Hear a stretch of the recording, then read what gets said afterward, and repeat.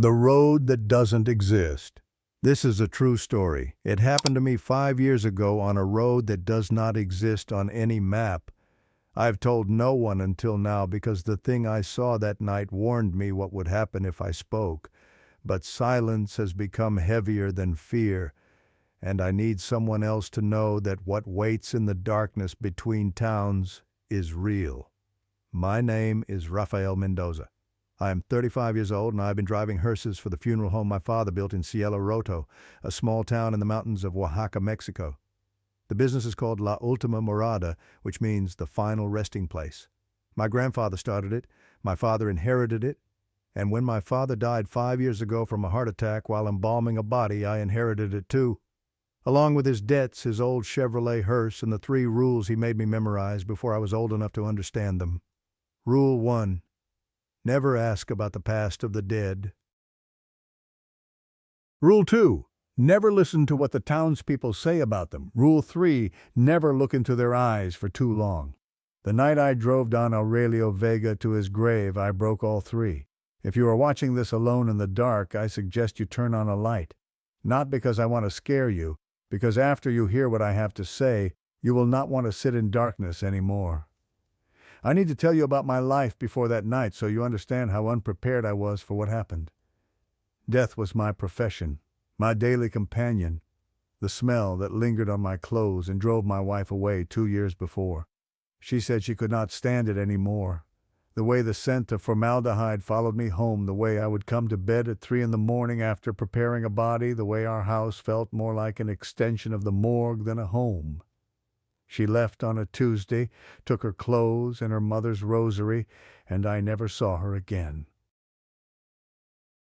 After that, I lived alone in the small house behind the funeral home. I had no employees because I could not afford them. I had no friends because the people of Cielo Roto treated undertakers the way they treated the dead, with respect, but also distance, as if what we handled might be contagious. I owed the bank 3 months of payments on the new refrigeration unit I had installed, and every job I took was another small step away from losing everything my family had built. So when the call came that November afternoon, I did not ask questions. A family needed their patriarch transported to his hometown for burial. The destination was San Miguel de las Sombras, a village 2.5 hours into the Sierra Madre Mountains. The pay was double my usual rate. I said yes before the woman on the phone finished speaking. The town was still decorated from Dia de los Muertos, which had ended 3 days earlier. Orange marigold petals lined the gutters, and the smell of copal incense drifted from doorways where altars had not yet been dismantled. The funeral home sat on the main street across from a small cafe run by a woman named Esperanza, who knew everything about everyone and shared it freely with anyone who would listen. I was loading supplies into the hearse when she crossed the street, her face tight with something I mistook for curiosity. She asked me where I was going, and I told her. The moment the name Don Aurelio Vega left my mouth, her expression changed. The curiosity drained away and left behind something older, something that looked like the face people make when they hear thunder in a clear sky. She pulled me into her cafe without asking permission, sat me down at a table in the back corner, and spoke in a voice barely above a whisper. 20 years ago, she said, Don Aurelio's wife was dying. Carmen had cancer that had spread from her womb to her bones, and the doctors in Oaxaca City had sent her home to die. They gave her 2 months. Don Aurelio was a proud man, a farmer who had worked his whole life with his hands and believed that any problem could be solved with enough effort. But there is no effort that can stop cancer, no strength that can hold back death when it has already made up its mind. One night Don Aurelio disappeared. No one knew where he went. His wife was unconscious from the morphine and his children were too young to understand. 3 days later he came back. But he was not the same man who had left. Esperanza leaned closer. His hair had gone white on one side, she said, not gray. White like bleached bone. His eyes were sunken and he moved like a man who had not slept in weeks. But there was something else too, something harder to describe. He walked into his house without speaking to anyone, and from that day forward he never set foot in the church again. Not for Easter, not for Christmas, not even for his own mother's funeral, and Carmen got better. The doctors had no explanation. The cancer retreated, then vanished entirely. Within 6 months she was healthy again, stronger than she had been in years. The townspeople called it a miracle. But Esperanza did not use that word. She used a different one, bargain. Every year after that, on the anniversary of his wife's recovery, Don Aurelio would go to the ceiba tree in his backyard and burn a black rooster at midnight. No one knew why. No one asked. The dogs in the neighborhood would howl until dawn, and in the morning there would be nothing left but a circle of scorched earth that never grew grass again. And now, exactly 20 years later, Don Aurelio was dead. He had died at 3:33 in the afternoon, sitting in his chair staring at something at the foot of his bed that made his face twist into an expression his wife could not describe, except to say it looked like he was seeing something terrible coming for him. On his chest, they found a burn mark in the shape of a handprint. No one could explain it. The doctor wrote heart failure on the death certificate and said nothing about the mark. Esperanza grabbed my wrist. She told me not to go. She said there were things in this world that should not be disturbed, debts that had to be paid, and that whoever carried Don Aurelio to his grave might have to witness the payment. I pulled my hand away. I told her I did not believe in such things. I told her I had been handling the dead since I was 15 years old and had never seen anything that could not be explained by science or imagination. She looked at me the way you look at a child who does not understand that the stove is hot, with pity and resignation. She said one more thing before I left. If you go, leave before midnight, because after midnight the road becomes different, and you do not want to meet what travels on it. I drove to Don Aurelio's house at the edge of town, where the paved road turned to dirt and the mountains rose like sleeping giants against the darkening sky.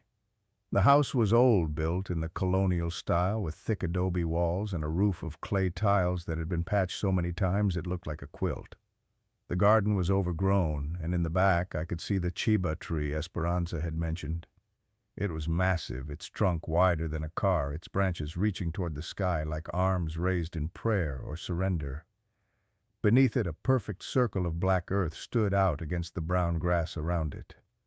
The door opened before I could knock. Carmen stood there, a woman in her 60s who looked younger than she should have, with smooth skin and dark eyes that held no tears. She did not greet me. She simply stepped aside and pointed toward the living room. The coffin was already there, a beautiful thing made of black oak that must have cost more than I earned in 3 months. Don Aurelio lay inside, dressed in his best suit, his hands folded over his chest. I could see the edge of the burn mark peeking out from beneath his collar, the shape of fingers seared into his flesh. His eyes were closed, almost closed. There was a gap thin as a thread where the lids did not quite meet.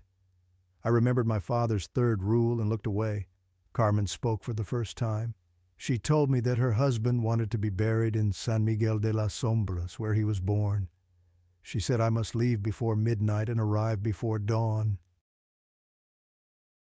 When I asked why, she went silent for a long moment, then said something that has stayed with me ever since. Because after midnight the road becomes different, and you will not want to meet what walks upon it. I wanted to dismiss her words the way I had dismissed Esperanza's. But there was something in her voice, a certainty that did not waver, that made the hair on my arm stand up. I told her I would leave immediately. The coffin was heavy, heavier than it should have been for a man of Don Aurelio's size. 2 of his sons helped me load it into the hearse, and as we secured the straps I noticed that the metal clasps were ice cold, despite the warm November evening. When I touched the wood of the coffin itself, a chill ran up my arm and settled in my chest like a swallowed stone. It is just the temperature, I told myself. Just the wood. Just my imagination working overtime because of the stories I had heard. Carmen appeared beside the hearse as I was closing the back door. She handed me a small bottle filled with clear liquid. "Holy water," she said. "My husband stopped believing in it years ago, but I never did.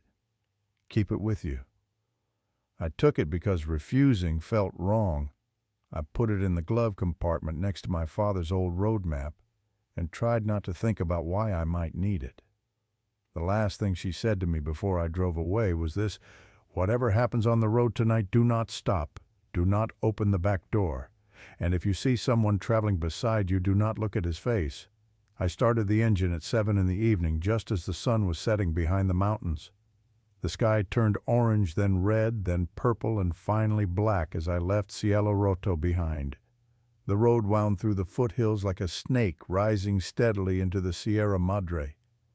I had driven this route dozens of times before, delivering bodies to villages too small to have their own funeral homes. I knew every curve, every pothole, every place where the road narrowed to a single lane between cliffs, or I thought I did. The first 30 minutes passed without incident. The hearse hummed along, the engine running smooth, the headlights cutting through the darkness. I turned on the radio for company, but all I got was static, which was normal for this part of the mountains. Cell phone service had died the moment I left town, which was also normal. I was alone, truly alone, in a way that city people never experience, with no connection to anyone or anything except the road ahead and the body behind me. At 7:45, the first strange thing happened. All the dashboard lights came on at once, every warning indicator flashing red, then went dark again. The engine hiccuped, coughed, then continued as if nothing had happened. I checked the gauges. Everything read normal. I told myself it was an electrical glitch, nothing more. The hearse was old. Things like this happened. At 8:15, I passed a spot where a large tree had fallen across the road months ago. The town had cut it up and moved it to the side, and I remembered driving past the sawdust-covered trunk just last week. The tree was back, whole, lying across the road as if it had just fallen. I stopped the hearse and stared at it. This was impossible. I had seen the stump with my own eyes. I had watched the workers cut the trunk into pieces. There was no way it could be here intact, blocking my path. But there it was. I got out of the hearse, my legs unsteady, and walked toward it. The bark was rough and real under my hands. The wood was solid. This was not a hallucination. This was not a trick of the headlights. This was a tree that should not exist. A sound made me turn around. From inside the hearse, from inside the coffin, I heard 3 distinct knocks. Not the random creaking of wood settling. Not the shift of a body adjusting to the motion of the vehicle. 3 deliberate knocks, evenly spaced like someone rapping on a door. I stood frozen, staring at the back of the hearse, every muscle locked in place. The knocking stopped. Silence rushed in to fill the space it left. A silence so complete that I could hear the blood rushing through my ears. I told myself it was nothing. Gas escaping from the body. Wood contracting in the cold. Anything, everything except what some part of me already knew it was. I got back in the hearse and tried to drive around the tree, but the forest on either side was too dense. I would have to turn back, find another route, add hours to my journey. Then I looked in the rearview mirror and my stomach dropped. The road behind me was gone. Where there should have been pavement stretching back towards Cielo Roto, there was only forest. Dense, dark, impenetrable forest that came right up to the rear bumper of the hearse, as if the road had been swallowed the moment I passed. I was trapped. No way forward, no way back. And in the coffin behind me, something that should have been dead had just knocked 3 times. I gripped the steering wheel until my knuckles went white. This could not be happening. This was not real. But when I looked up again, the tree in front of me was gone too. In its place was a road I had never seen before. A dirt road, red as dried blood, stretching into darkness between trees that seemed to lean inward, watching. No signs, no lights, nothing but the road and the night and the growing certainty that I was no longer in the world I knew. I reached for my phone. Dead. Not just no signal, but completely dead, the screen black and unresponsive, despite showing 60% battery an hour ago. I was alone. Truly alone, with no way out except forward. The clock on the dashboard read 8:33, and as I watched, the numbers flickered, changed to 11:11, then back to 8:34, as if time itself had forgotten how to work. From the back of the hearse, I heard the knocking again, louder this time, more insistent, and beneath it, barely audible, the sound of a voice. Not screaming, not crying, whispering. One word over and over, coming. I put the hearse in drive and pressed the accelerator.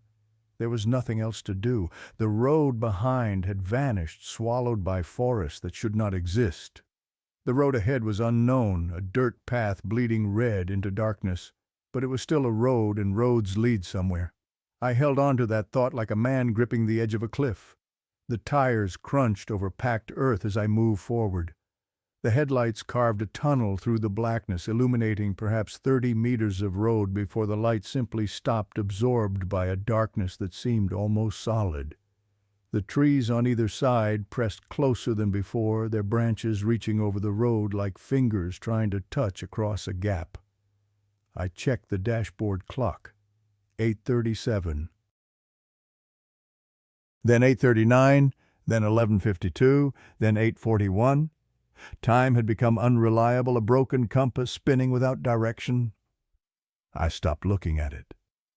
The temperature inside the cabin dropped. I had not turned on the air conditioning.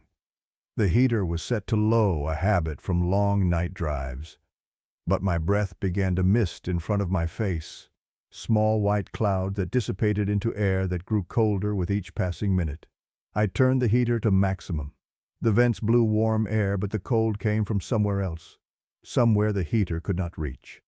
From the back of the hearse, the knocking resumed. This time it was not 3 knocks. It was continuous, a steady rhythm, like a heartbeat, like someone drumming their fingers against wood in impatient anticipation. I kept my eyes fixed on the road ahead, refusing to look in the mirror, refusing to acknowledge what was happening behind me. I told myself lies to keep driving. The body was releasing gases. The wood was expanding and contracting. There was a scientific explanation for everything, and just because I did not know it did not mean it did not exist. These lies tasted like ash in my mouth, but I kept telling them because the alternative was to accept that something impossible was happening. The knocking stopped as suddenly as it had started. The silence that followed was worse. Then I heard the voice again, clearer this time. Not a whisper, but words muffled by wood and distance, but unmistakably words. A man's voice, Don Aurelio's voice, though I had never heard him speak in life. He was saying, "Please, please," over and over, the words stretched thin by desperation. "Please, please, please." My foot eased off the accelerator without my permission. The hearse slowed. Some part of me, some instinct older than reason, wanted to stop, wanted to open the coffin, wanted to help the man who was clearly impossibly begging from inside. But Carmen's warning echoed louder than the voice. "Do not stop. Do not open the back door." I pressed the accelerator again. The hearse surged forward. Behind me the pleading turned to sobbing, great-racking cries that no dead man should be able to make. I gripped the wheel harder and drove faster, trying to outrun a sound that was coming from inside my own vehicle. At what the clock briefly claimed was 9:15 before jumping to 3:33 and back, I noticed that the road had changed again. The dirt was no longer red, but black, like driving over a surface of compressed coal. The trees had changed, too. Before they had been pines and oak species native to the Sierra Madre. Now they were something else entirely, trees with white bark that seemed to glow faintly in the darkness, their branches bare of leaves but heavy with something that looked like hanging moss or perhaps hair. I did not slow down to examine them. The radio turned on by itself. I had not touched it. The knob was still in the off position, but sound poured from the speakers nonetheless. Not static this time. Music. A choir singing in Latin, the kind of funeral hymn I had heard in churches as a child, ancient and mournful and completely wrong for a car radio to be playing in the mountains at night. I reached for the power button. Before my fingers touched it, the music changed. The choir faded, replaced by a voice speaking in a language I did not recognize. Not Spanish, not any indigenous language I knew. Something older, something that sounded like stones grinding together like wind through empty rooms, like the voice of something that had never been human. Then, cutting through the alien speech, 3 words in Spanish I understood perfectly. He is coming. I yanked the radio's power cord from the dashboard.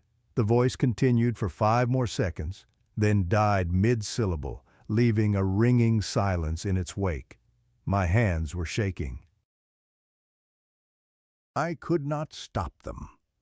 5 years of handling corpses, of sitting alone with the dead in the small hours of the morning, and I had never felt fear like this. This was not the rational fear of injury or death. This was something primal, something that lived in the base of the skull where instinct outweighed thought. This was the fear our ancestors felt when they heard something moving outside their caves in the darkness, when they knew that the night contained things that did not have names. At 9:32 I noticed I was not alone on the road. At first it was just a sound, a rhythm beneath the hum of the engine, beneath the crunch of tires on black earth, a steady beat that did not match the hearse's movement. Hoofbeats, the unmistakable percussion of a horse galloping on packed ground. I checked the side mirrors, nothing but trees and shadow, but the sound grew louder. I accelerated. 60 kilometers per hour on a dirt road at night was dangerous, reckless, but I did not care. The hoofbeats accelerated too, matching my speed exactly. I slowed to 40. The hoofbeats slowed. I stopped completely, and the hoofbeats stopped too, though not immediately. They continued for 3 more beats, as if whatever was making them had to adjust to my sudden halt. Then silence. I sat in the stopped hearse engine idling, staring into mirrors that showed nothing. The cold in the cabin had intensified. I could see my breath clearly now, thick white clouds that hung in the air for seconds before dissipating. The windows had begun to fog at the edges, moisture freezing into delicate patterns of frost. For 2 minutes nothing happened. No sound from outside, no knocking from the coffin, just the rumble of the engine and the pounding of my own pulse in my ears. I allowed myself to believe it was over. I had imagined the hoofbeats. My mind, stressed beyond its limits, had conjured phantom sounds to match the phantom road I was traveling. There was no horse, there was no rider. There was only me and the dead man and the long drive ahead. Then I looked in the rearview mirror and saw it.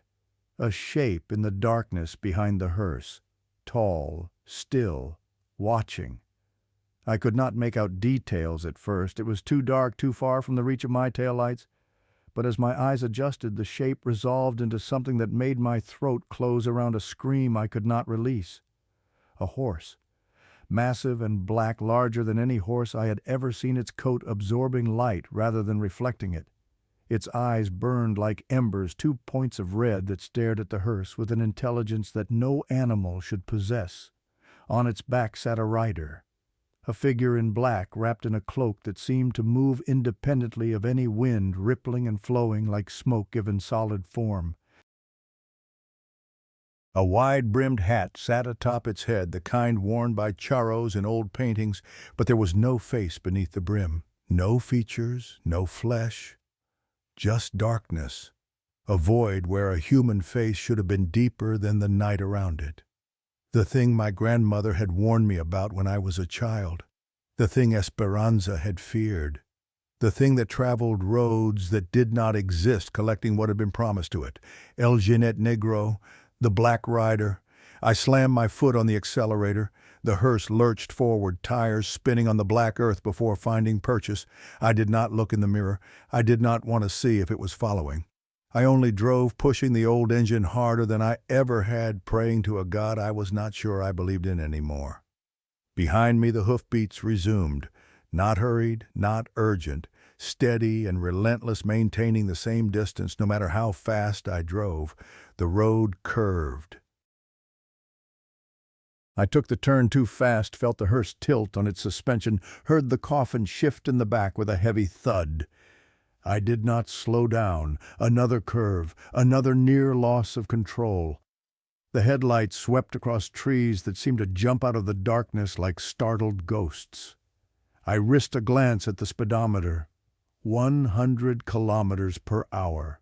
Suicidal speed on a road like this, and still the hoofbeats kept pace. Then without warning, the rider was beside me, not behind, beside, running parallel to the hearse as if the horse's legs could match an engine's power.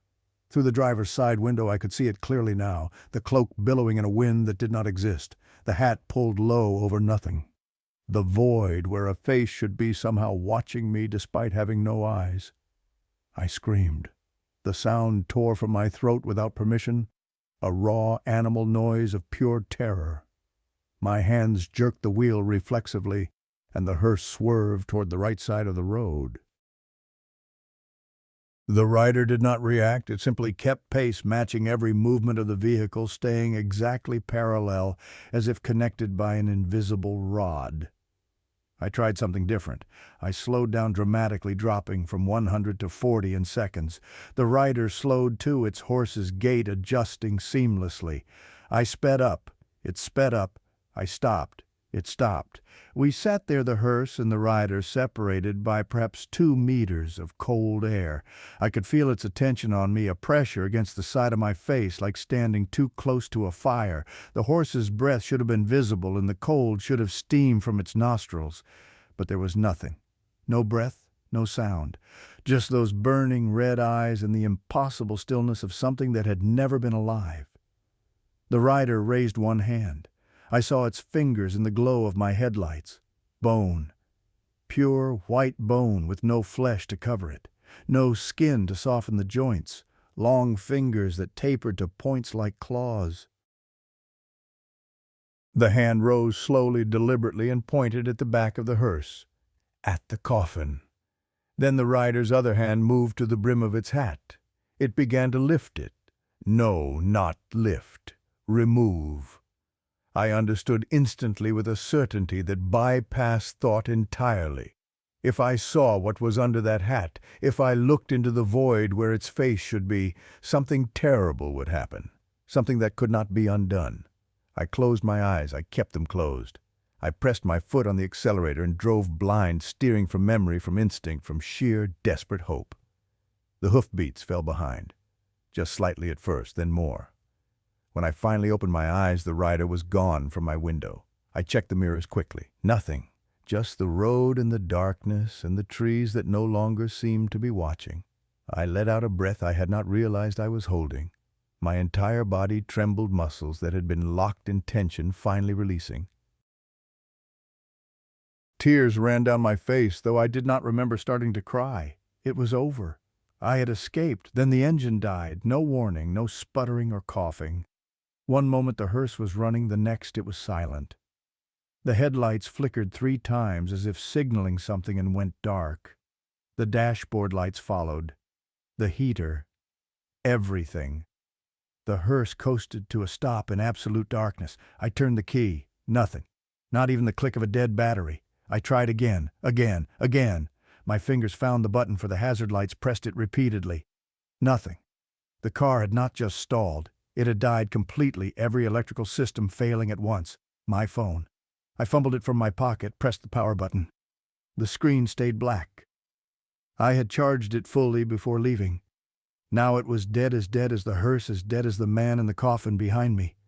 I sat in the darkness, listening to my own ragged breathing, and understood. The rider had not left.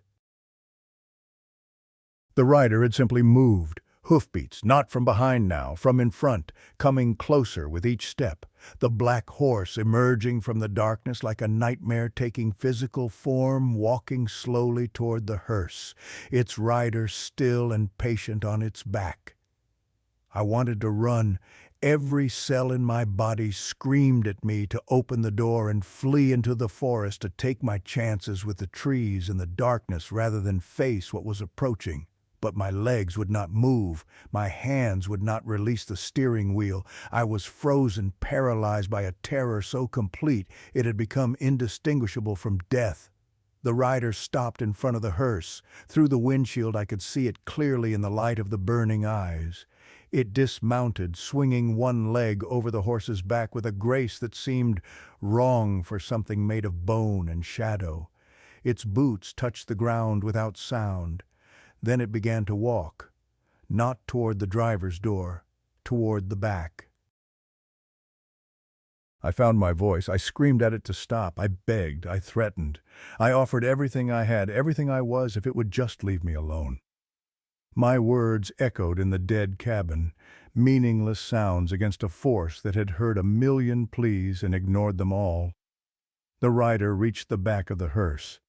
I watched in the side mirror, unable to look away as its bone hand extended toward the door handle.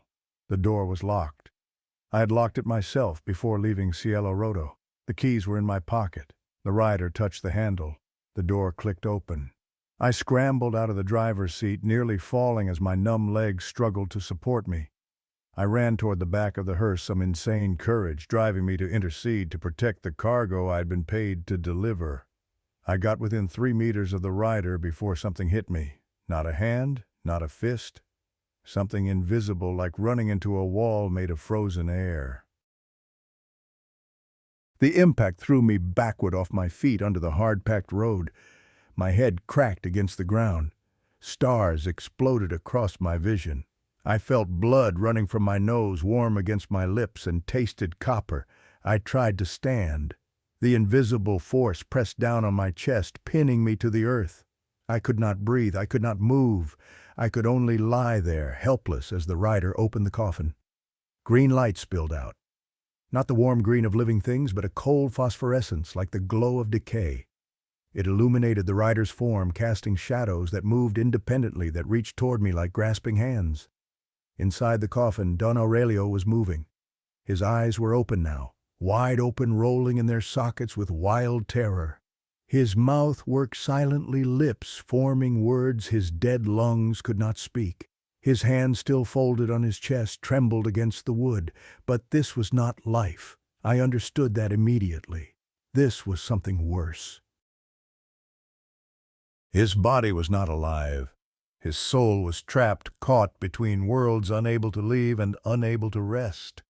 The rider leaned over the coffin. Its bone hand descended toward Don Aurelio's chest, toward the place where the handprint burn had marked his flesh.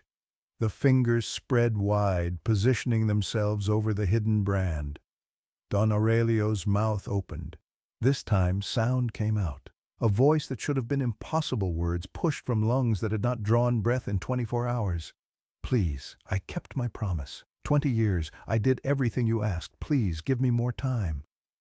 The rider did not respond, not with words, but from everywhere at once, from the trees and the ground and the air itself, came a sound like 1,000 whispers speaking in unison. The bargain was 20 years. Not more, not less. Your wife lives, you die. This is fair. Don Aurelio's voice rose to a wail. But Carmen, who will care for her? Who will protect her? The whispers answered, she will live, will. She will age. She will die in her own time and go where she belongs. Her soul was never part of the bargain, only yours. Don Aurelio's face twisted with anguish. I know. But I did not think the day would come. I thought there would be another way. The whispers turned cold, final. There is never another way. There is only the price and the payment. The rider's hand pressed down on Don Aurelio's chest. Light blazed from the contact point, not green but red, the color of fresh blood of open wounds. Don Aurelio screamed, and this time the sound was not muffled by the coffin. It tore through the night, a cry of agony and loss that seemed to echo from the mountains themselves. From his chest something emerged, a shape, translucent, human. His face, but younger, cleaner, untouched by the decades of guilt that had weathered his living features. His soul being pulled free from the flesh that had housed it for 70 years. The soul struggled. Its hands gripped the edges of the coffin, trying to anchor itself to the physical world. Its mouth opened in a silent scream as the rider pulled harder. Then it was free. The soul hung in the air for a moment, suspended between the rider's grasp and the body it had left behind. Don Aurelio's face looked at me. Our eyes met. I saw recognition there and something else, apology. "I am sorry," his soul said, though no sound reached my ears. The word simply appeared in my mind. "I did not know you would have to see this." The rider opened its cloak. What lay beneath was not a body, it was an abyss. A void so complete that looking into it made my mind rebel against the impossibility of true nothingness. And within the void I saw them, hundreds of faces, thousands, the souls of everyone who had ever made a bargain and paid the price. They looked out at me with empty eyes, their mouths open in screams that made no sound. Don Aurelio's soul was pulled into the cloak. I watched him join the others, his face disappearing into the mass, becoming one more lost soul in a collection that stretched back centuries. The cloak closed. The rider stood motionless for a moment, as if savoring its acquisition. Then it turned toward me. The pressure on my chest vanished. I gasped, dragging air into lungs that burned from deprivation. I tried to move to crawl away, but my body had no strength left. I could only lie there as the rider approached its bone feet, making no sound on the earth. It stopped beside me. I felt its attention like a physical weight pressing against my skull, probing the edges of my consciousness. Then it spoke, not with the whispers, with a voice that came from the void itself, from the place where its face should have been, a voice like grinding stone, like wind through ruins, like the last breath of dying stars. "You have seen what is not meant for living eyes, but you are not my prey tonight. You are the deliverer, the witness. You will complete your task, you will bury the shell, and you will remember." I tried to speak. My voice came out as a croak. "Remember what everything? The bargain is real. The price is always paid. No one escapes. Tell others. Warn them. This is why I let you see." The rider leaned closer. The void beneath its hat seemed to pull at me, to draw my gaze despite my desperate attempts to look away. "But hear this, deliverer. If you speak falsely, if you tell them the bargain can be broken, if you give hope where none exists, I will return. And the next time you will not be a witness, you will be a guest." It straightened. It walked back to its horse. It mounted with that same impossible grace. Before it rode away, it spoke one more time. "The road will return now. The world will be as it was, but you will never be the same. No one who sees me remains unchanged." Then it was gone, not riding away, not disappearing into darkness. Simply gone, as if it had never existed, as if the entire encounter had been a dream from which I had just awakened. The hearse's engine roared to life. I had not turned the key. I had not touched anything. But the engine was running, the headlights blazing, the dashboard glowing with normal, ordinary light. The clock read 10:45. The fuel gauge showed half a tank. Everything was exactly as it had been before, except the road. The dirt path was gone. I was sitting on pavement, smooth black asphalt that stretched ahead into the darkness. A sign stood at the edge of my headlights, green and white and utterly mundane. "San Miguel de las Sombras, 15 kilometers. I was back. Back on the real road, the road that existed on maps, the road that did not host riders from the abyss. I checked the coffin. The back door was closed, locked exactly as I had left it in Cielo Roto. I opened it with trembling hands, not knowing what I would find. Don Aurelio lay still. His eyes were closed, now fully closed, no gap between the lids. His face held no expression at all, not peace, not fear, just emptiness. The handprint burn on his chest was gone, the skin smooth and unmarked. When I touched his hand, it was cold. But this was a different cold than before. This was the cold of absence of a shell that had been emptied of everything that once made it human. I closed the coffin, I closed the door. I got back in the driver's seat. My phone lay on the passenger seat, its screen glowing with 60% battery and 3 bars of signal. The radio played softly, a local station broadcasting ranchera music, as if nothing in the world was wrong. I sat there for a long time, staring at the road ahead, trying to process what had happened. My mind kept reaching for explanations and finding none. I had seen what I had seen. I had heard what I had heard. And the blood drying on my upper lip, the bruises forming on my back, the scrapes on my knees where I had fallen, all proved that it had not been a dream. Finally, I put the hearse in drive and continued toward San Miguel de las Sombras. I had a body to deliver, a grave to fill, and a warning to carry for the rest of my life.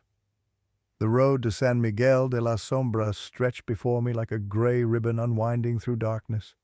15 kilometers, perhaps 20 minutes of driving under normal circumstances.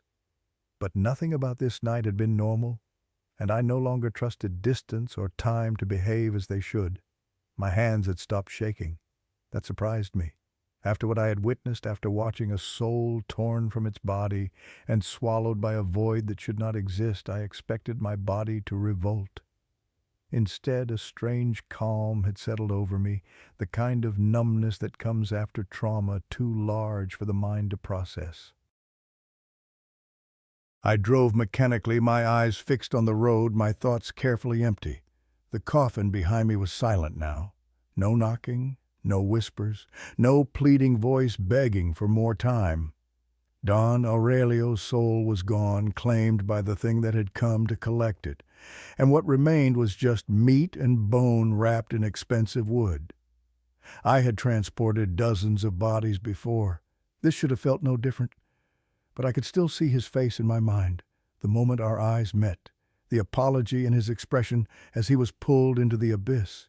He had known I would have to carry this memory, and he had been sorry for it. I saw the cemetery before I saw the village.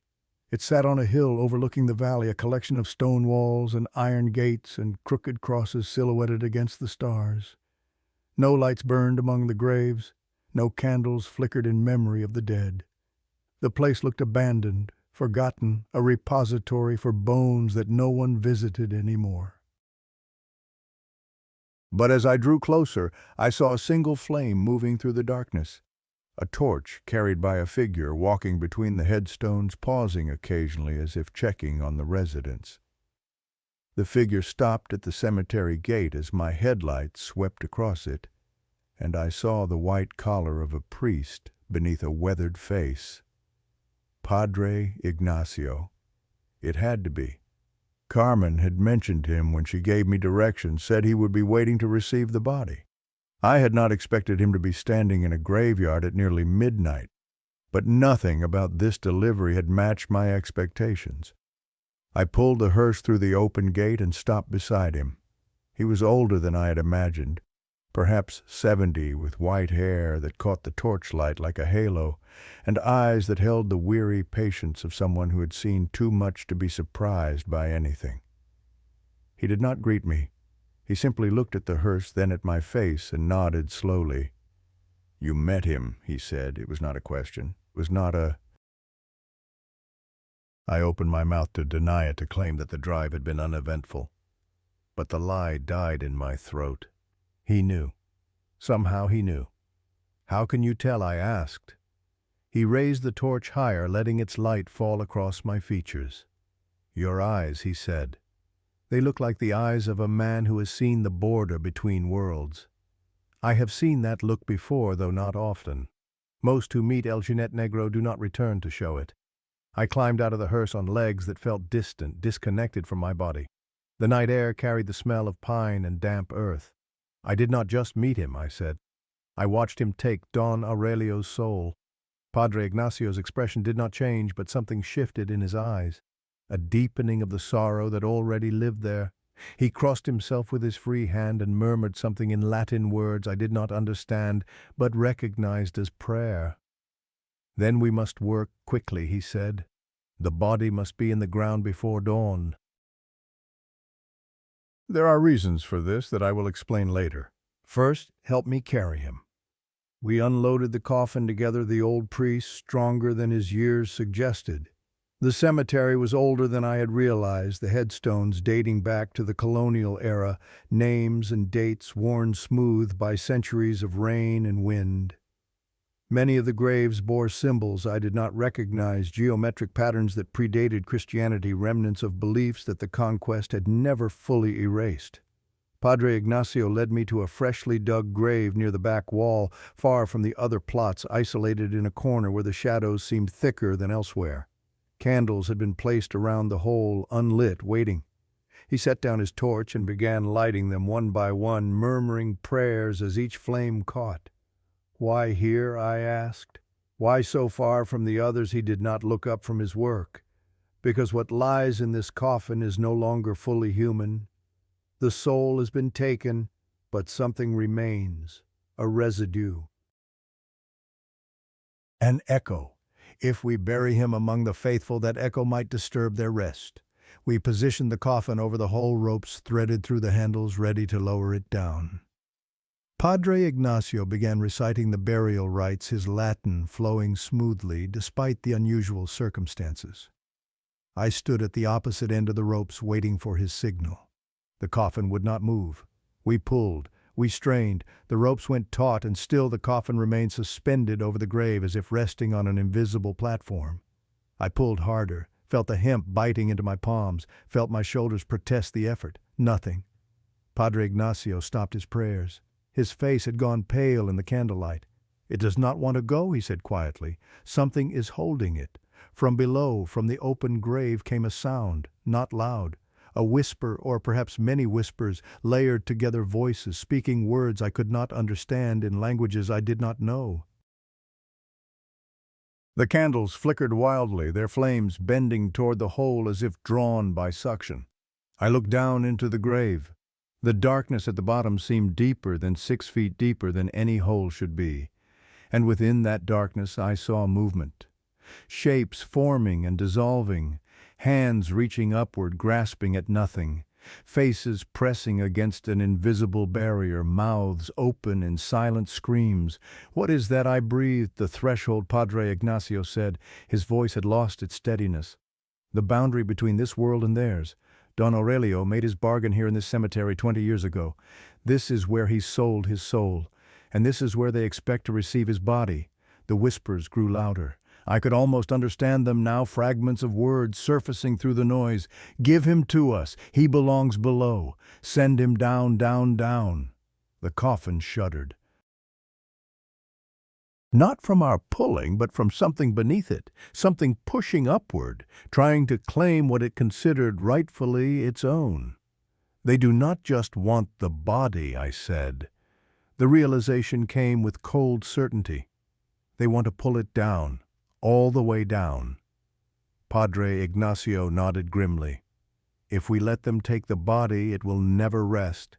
It will join the others in whatever place El Jinete Negro keeps his collection. An eternity of imprisonment, even the flesh denied the peace of returning to earth." The coffin lurched downward, suddenly dropping 1/2 meter before the ropes caught it. I nearly lost my grip rope, burning across my palms. From inside the coffin came a sound like scratching, like fingernails dragging against wood. "The body is empty," I said. "How can it be moving?" Padre Ignacio's answer made my skin crawl. "The body is empty of soul. But other things can fill an empty vessel. They are trying to puppet it to make it help them pull itself down." I looked at the coffin swinging over the abyss and understood. This was not just a burial. This was a battle.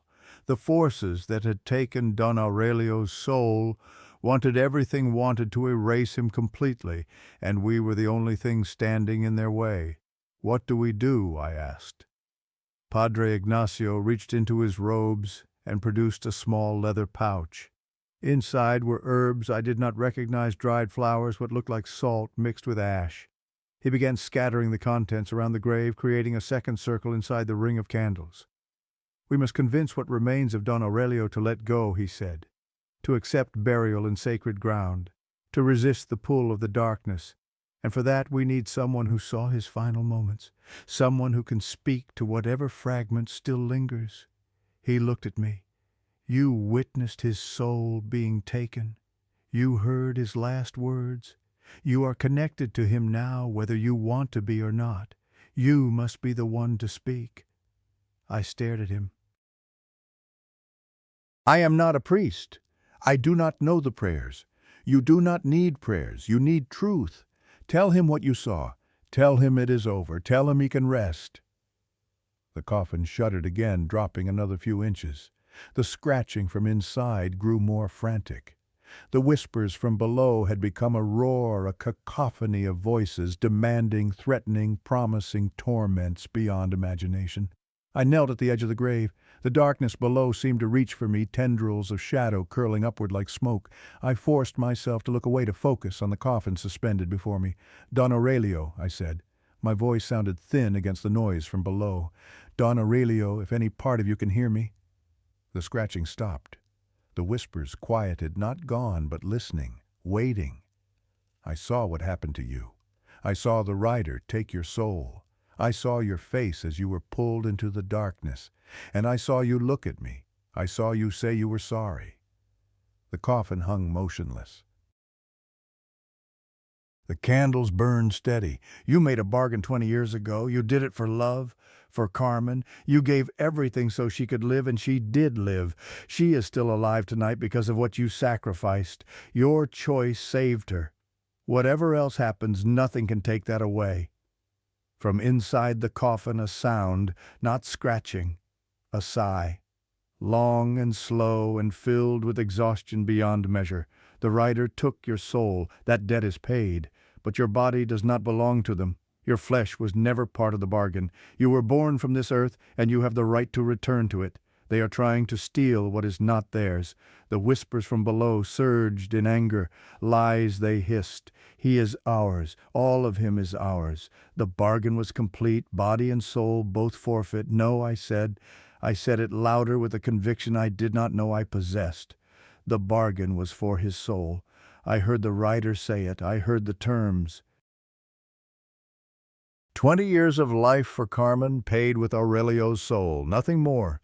His body belongs to the earth, to God, to whatever peace the dead are granted.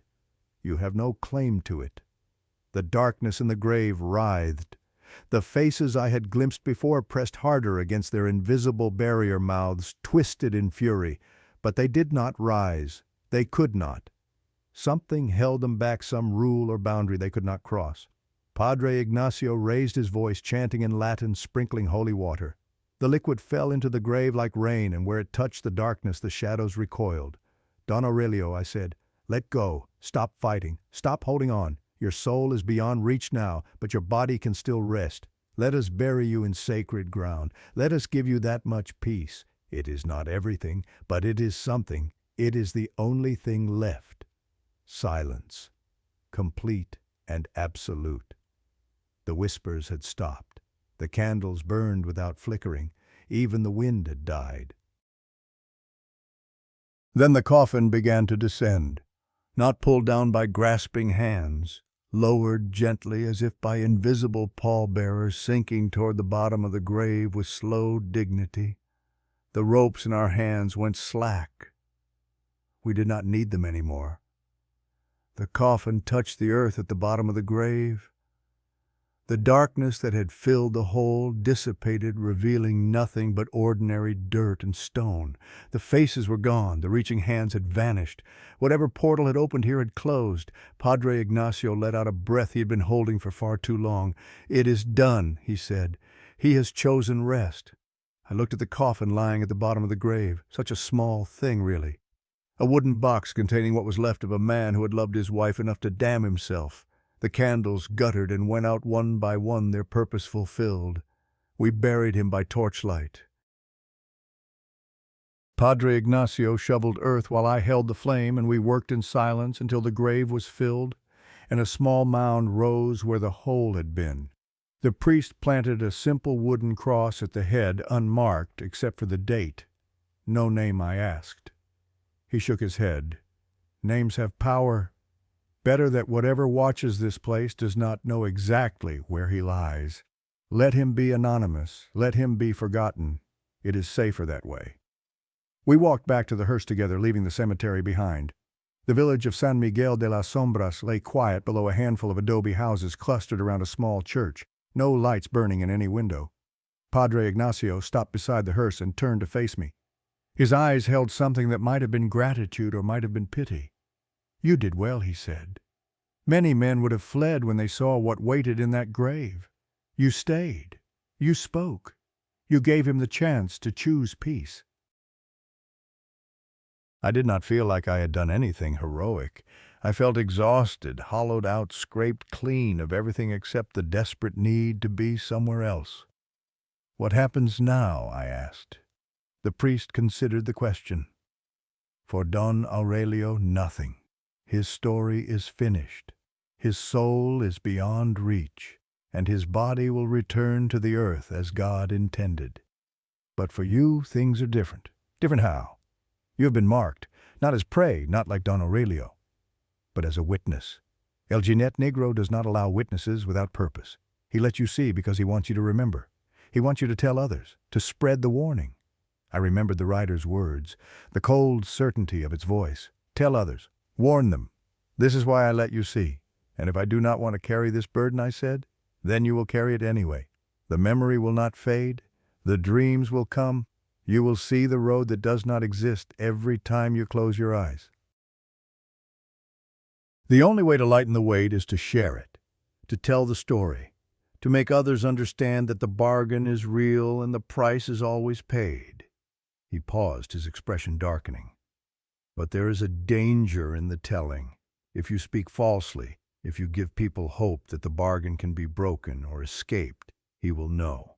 And he will come for you, not as a witness, as a guest." I understood.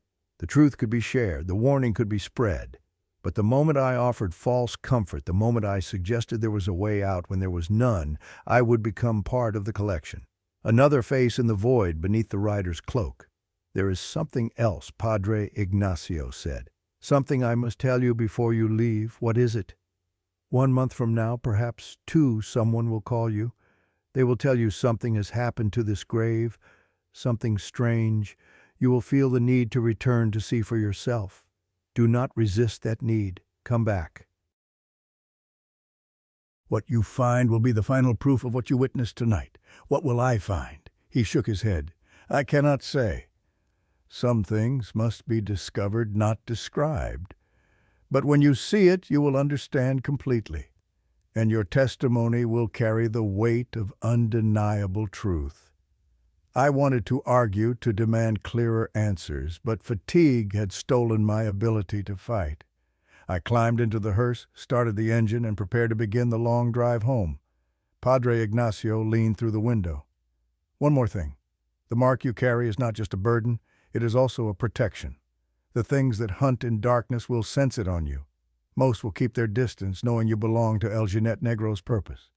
But some may be curious, some may test you. If you feel their attention, do not engage, do not investigate, simply leave. The mark protects you, but it does not make you invincible." He stepped back from the hearse. Safe travels, Rafael Mendoza. May God watch over you, even though you have seen the face of something that is not God. I drove away from San Miguel de las Sombras as the first gray light of dawn began to touch the eastern mountains. The road was ordinary now, paved and marked and populated by the occasional truck carrying goods to distant markets.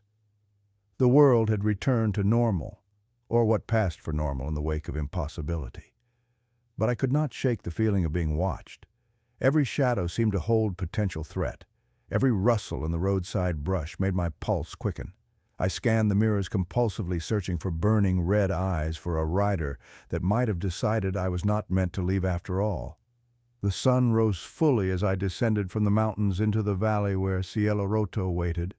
Golden light spilled across the fields, warming the air through the windows, and for a moment I almost convinced myself that the night had been a dream. A hallucination brought on by stress and sleeplessness and the power of suggestion. Then I looked at my hands on the steering wheel. The rope burns were real. The dried blood under my fingernails was real. The bruises forming across my ribs where I had been thrown to the ground were real. I had not dreamed anything. I had survived something, and now I had to learn how to live with that survival. I pulled into Cielo Roto just before 7 in the morning. The town was waking up, shopkeepers opening their doors, children walking to school, the ordinary rhythms of ordinary life continuing as if nothing had changed. Esperanza stood in front of her cafe, sweeping the sidewalk, and when she saw the hearse approaching, she dropped her broom. She ran to meet me as I parked. Her face was pale, her eyes wide with something that looked like relief and terror mixed together. "You came back," she said. "Mother of God, you actually came back. I told you I would." She shook her head violently.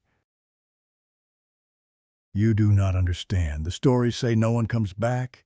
Everyone who has ever driven that road after midnight, everyone who has met what walks upon it, they are never seen again. I thought I had sent you to your death." I almost laughed. The sound that came out was closer to a sob. "Maybe you did. Maybe the man who left yesterday died on that road, and what came back is something else. I do not know anymore." Esperanza looked at me closely, studying my face the way Padre Ignacio had. Whatever she saw made her cross herself 3 times in rapid succession. "You have seen him," she whispered. "El Jinete Negro. I can see it in your eyes. The shadow he leaves behind." I did not confirm or deny. I simply got out of the hearse, walked past her into the funeral home, and locked the door behind me. I did not come out for 3 days. I slept in fits and starts, waking from nightmares I could not remember but could not escape. I ate when my body forced me to tasteless food that sat in my stomach like stones. I showered until the water ran cold, trying to wash away a stain that was not on my skin but somewhere deeper. On the 3rd day, I finally looked in a mirror. The face that looked back was mine but different. Older somehow, though only 72 hours had passed. There were shadows under my eyes that had not been there before, and something in my gaze that I did not recognize. A knowledge, a weight. The burden Padre Ignacio had described settling into my features like sediment into riverbed. And for just a moment, just a flicker at the edge of my vision, I saw something standing behind me in the reflection. A shape, tall and dark and faceless. I spun around. The room was empty. When I looked back at the mirror, my reflection was alone. But I knew what I had seen. The mark, the shadow, the proof that I had not imagined any of it. I was changed. Permanently, irrevocably changed. And somewhere out there on a road that did not exist on any map, a rider was waiting for the next soul to collect. I decided then that I would tell no one. I would carry the memory alone, let it fade into the background of my life, and pretend that I was still the same man who had driven away from Cielo Roto 3 nights ago. That decision lasted exactly 31 days, because on the 31st day, Padre Ignacio called, and what he told me about Don Aurelio's grave changed everything. The phone rang at 6 in the morning. I was already awake, sitting at the kitchen table with a cup of coffee I had not touched, watching the steam curl upward and disappear into nothing. Sleep had become unreliable over the past month. Every time I closed my eyes, I saw the road, the rider, the void beneath the cloak where thousands of faces screamed in eternal silence. I recognized the number, San Miguel de las Sombras. The church rectory where Padre Ignacio lived alone among his books and his prayers and his knowledge of things that should not exist. His voice was different when I answered. The steady calm I remembered from the cemetery had cracked, revealing something raw underneath. He did not greet me. He did not ask how I was doing. He simply said 4 words that made the air leave my lungs. "The grave is empty." I drove back to the mountains that same morning. I did not want to. Every cell in my body screamed at me to stay away, to forget the cemetery and the village and the old priest who knew too much about the darkness between worlds. But Padre Ignacio had been right about everything else. He had warned me this would happen. He had told me I would need to see it for myself, and some part of me, the part that had been marked on that impossible road, understood that refusing was not an option. The drive took 3 hours in daylight. I kept to the main roads, the paved highways where other cars traveled, and the sun reached every shadow. I did not trust the mountain paths anymore. I did not trust any road that might decide to become something else when I was not paying attention. Padre Ignacio met me at the cemetery gate. He had aged dramatically in a single month. His white hair had thinned, his shoulders had curved inward, and his eyes held the hollow look of a man who had stopped sleeping entirely. He led me to Don Aurelio's grave without speaking. The grave had collapsed, not sunken slightly the way graves sometimes do when the coffin below begins to decay and the earth settles. This was different.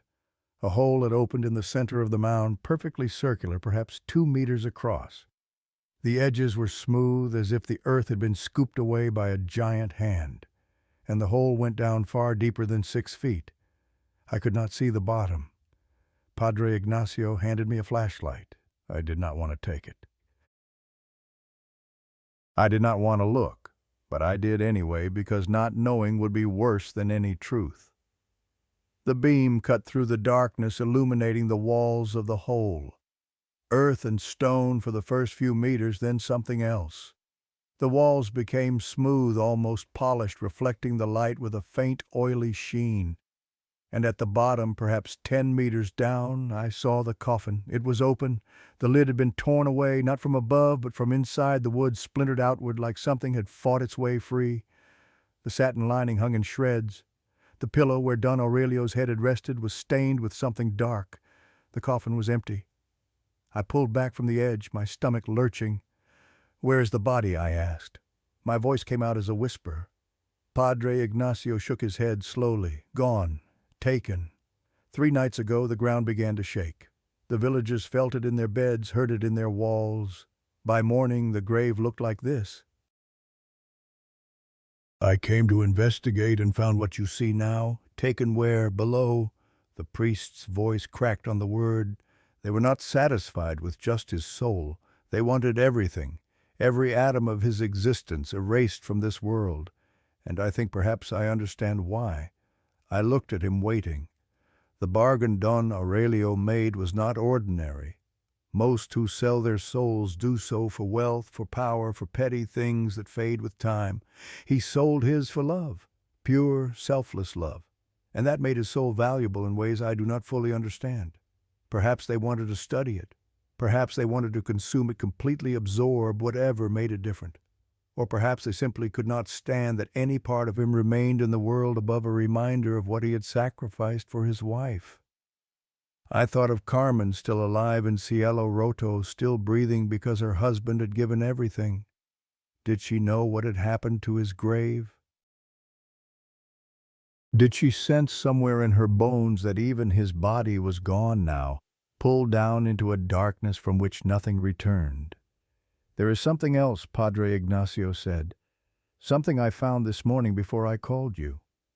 He reached into his pocket and withdrew a small object. A piece of wood, perhaps 3 inches long, charred black at one end. He handed it to me. It was a fragment of the coffin. The part I held was smooth, unmarked, but when I turned it over I saw something that made my throat close. A handprint, burned into the wood. The same shape that had marked Don Aurelio's chest. The same 5 fingers, the same palm, the same signature of a bargain made and collected. They signed for the delivery, Padre Ignacio said, like a receipt, proof that the transaction was complete. I dropped the wood as if it had scalded me. It lay in the grass at my feet, that terrible handprint staring up at the sky, mocking the sunlight that could not touch its darkness. "What do I do now?" I asked. The question came out broken, desperate. I had carried this weight for a month, told no one, tried to convince myself that I could live a normal life. But normal had become impossible. The mark I bore would not let me rest. The memories would not fade. And now this final proof lay before me, undeniable evidence that everything I had witnessed was real. Padre Ignacio put his hand on my shoulder. His grip was surprisingly strong for a man who looked so frail. "Now you tell the story," he said. "You have seen the beginning, the middle, and the end. You have watched a soul be taken and a body be claimed. You know the truth in a way that cannot be denied or dismissed. If you stay silent, the weight will destroy you. But if you speak, if you warn others, the burden becomes shared, lighter, bearable. And the writer," I said, "he warned me not to speak falsely, not to give false hope. Then speak only truth. Tell them the bargain is real. Tell them the price is always paid. Tell them there is no escape, no loophole, no way to cheat the darkness once you have invited it in. That is not false hope. That is the warning El Jinete Negro wants spread. He is ancient Raphael. He has been collecting souls since before your ancestors learned to write. He does not make mistakes, and he does not allow his witnesses to waste their purpose. I looked at the hole in the ground, at the darkness that had swallowed a man so completely that not even his bones remained. I thought about all the people who might be desperate enough to make the same bargain Don Aurelio had made. Dying children, dying parents, dying lovers. People who would give anything, risk anything for a few more years with someone they loved. They needed to know. They needed to understand that the price was not just death, not just damnation, but complete and total erasure. The obliteration of everything. You were everything. You might have been consumed by a hunger that never stopped and never satisfied. How do I tell them? I asked. Who would believe me? Padre Ignacio smiled, though there was no happiness in it. You would be surprised how many people are ready to believe. The world is full of those who have glimpsed the darkness and been told they were imagining things. They are waiting for someone to confirm what they already suspect. Be that confirmation.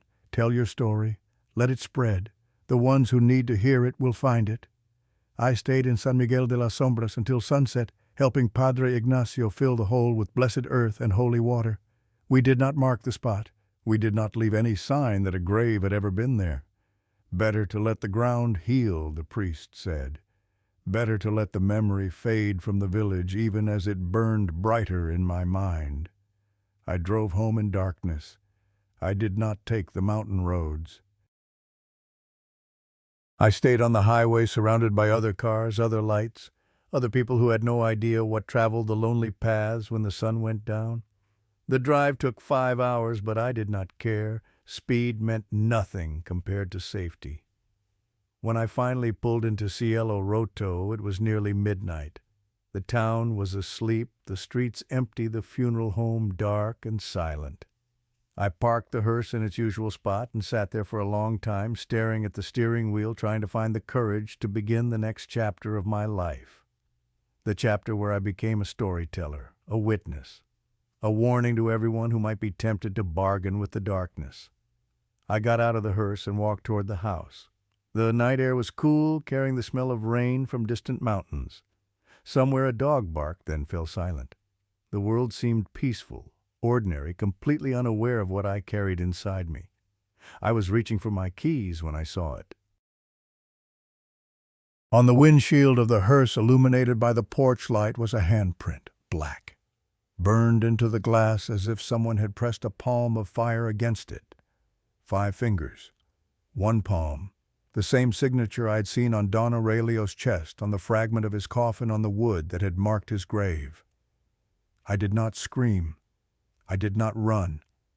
I simply stood there, staring at the mark, understanding what it meant. The writer had not forgotten me. The writer was watching. And this handprint was a reminder, a message, a promise. I was a witness. I had a purpose. And as long as I fulfilled that purpose, I would remain a witness and nothing more. But if I failed, if I lied, if I gave false hope to those who had none, the handprint would appear somewhere else. On my chest, on my door, on the inside of my coffin as they lowered me into the ground that would not hold me. I went inside and turned on every light in the house. I sat at my kitchen table with a pen and paper, and I began to write. I wrote until dawn, then through the next day, then through the night that followed. I wrote everything I remembered, every detail, every word, every moment of terror and wonder and despair. I wrote about the road that did not exist and the rider who traveled it. I wrote about Don Aurelio's sacrifice and his soul's terrible destination. I wrote about the grave that swallowed itself and the handprint that marked me as a witness. When I finished, I had told the truth, the complete truth. Nothing added, nothing softened, nothing that might give false hope to the desperate. I had become what El Jinete Negro wanted me to be, a messenger, a warning, a voice crying out in the darkness that some bargains should never be made. That was 5 years ago. I still drive the hearse for La Ultima Morada. I still transport the dead to their final rest. but I do not take night jobs anymore. I do not drive the mountain roads after sunset, and every morning before I start the engine, I check the windshield for handprints. So far, there have been none. The story I wrote has spread farther than I ever imagined. People have shared it, translated it, passed it along to others who needed to hear. Some believe every word. Others dismiss it as fiction, as entertainment, as the ramblings of a man who spent too much time alone with corpses.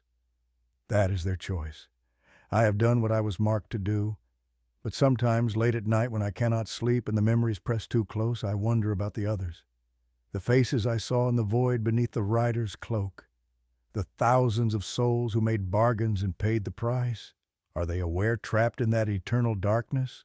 Do they remember who they were, what they sacrificed, why they thought the bargain was worth making, or have they been consumed so completely that nothing remains? No memory, no identity. Just fuel for whatever hunger drives the rider and his masters. I hope for their sake that they have been consumed, that oblivion has erased their suffering, that they no longer know what they have lost. But I do not believe it. I believe they remember everything. I believe that is part of the price. If you are listening to this story, if you have made it this far, I have one final thing to say. Do not make the bargain. I do not care how desperate you are. I do not care how much you love the person you might save. I do not care if the darkness itself appears before you and offers exactly what you want in exchange for exactly what you think you can afford to lose. Do not make the bargain. There is no fine print that will protect you. There is no loophole that will let you escape. There is no lawyer, no priest, no God who can break the contract once you have signed it. The darkness has been making these deals since before humanity learned to speak, and it has never once failed to collect. Don Aurelio saved his wife. She lived another 20 years because of his sacrifice, and in the end every atom of his existence was dragged into an abyss from which there is no return. His soul is trapped forever among thousands of others who thought they could beat the system. His body was consumed so thoroughly that not even bones remain. That is the price. That is always the price. If someone you love is dying, hold their hand. Tell them you love them. Let them go when it is time. Grief is terrible, but it ends. Loss is devastating, but it heals. The pain of watching someone die is nothing compared to the eternity of knowing you sold yourself to the darkness and that the darkness always, always collects. The rider is real. The bargain is real. The road that does not exist is waiting for those who think they can cheat death. Do not be one of them. This is my story. This is my warning. This is the truth I was marked to tell. And if you ever find yourself on a dark road at midnight and you hear hoofbeats behind you and you see a rider with no face keeping pace with your car, do not stop. Do not look. Do not speak. Just drive. Drive until the sun rises and the shadows retreat and the world becomes safe again. Because El Jeanette Negro is patient. He has been riding since the first human traded their soul for something they thought they needed. And he will be riding long after we are all dust. But he only takes those who have made the bargain. Everyone else he simply watches, waits, remembers. So give him nothing to collect. Live your life. Accept your losses. Let the dead rest in peace and never, ever make a deal with the darkness. That is all I have to say. That is everything I know. My name is Rafael Mendoza. I am a witness, and now so are you. Sleep well tonight if you can.